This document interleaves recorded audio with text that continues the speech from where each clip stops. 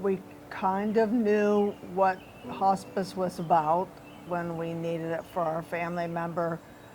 And when we called hospice at the time for both mommy and dad, we weren't even sure if we were eligible. We just thought we knew we needed help.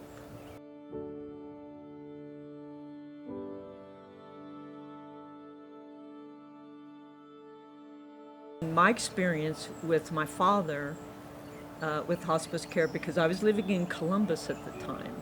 So when we agreed to sign up with hospice care, I would drive home from Columbus every day from work, and then I would get up at 4 a.m. the next day and drive back to Columbus to go to work.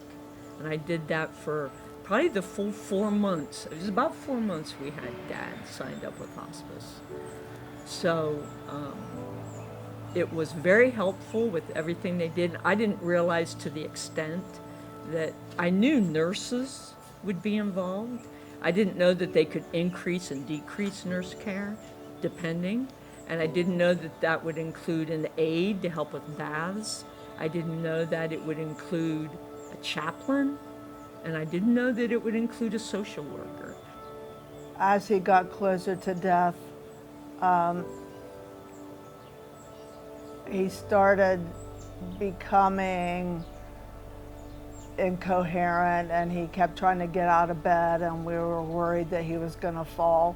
So anytime we had any questions like that, we would call hospice, because we really didn't have any knowledge of how to deal with somebody that was getting close to death.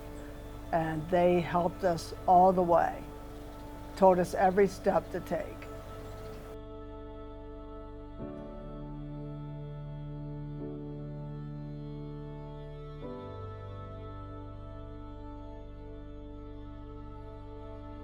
When Mom was in home hospice, it was a totally different experience from Dad.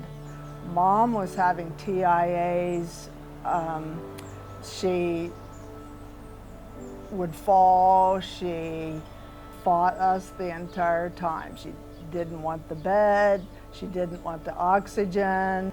But hospice sets all that up for you.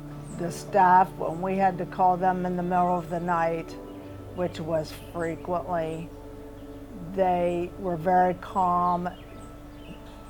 They would just come up, or they would bring medications. They would answer all our questions over the phone, because somebody always answered 24/7, no matter what time you called.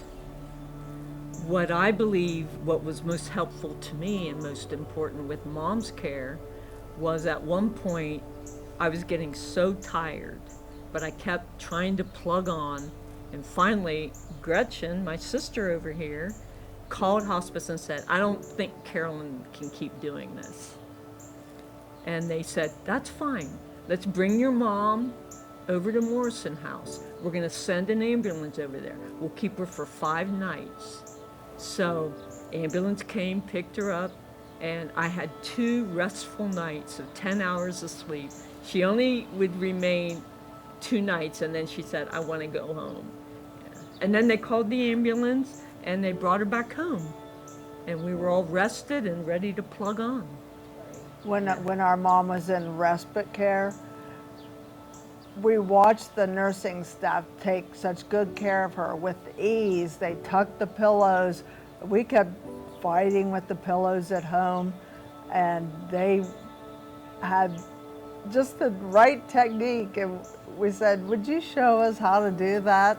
And they said, "Sure, just do this." And they just took such good care of her when she was there. You don't realize the emotional roller coaster that you're going to be on.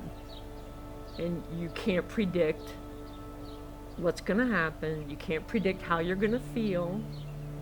And just be ready for the emotions that's going to be hitting you.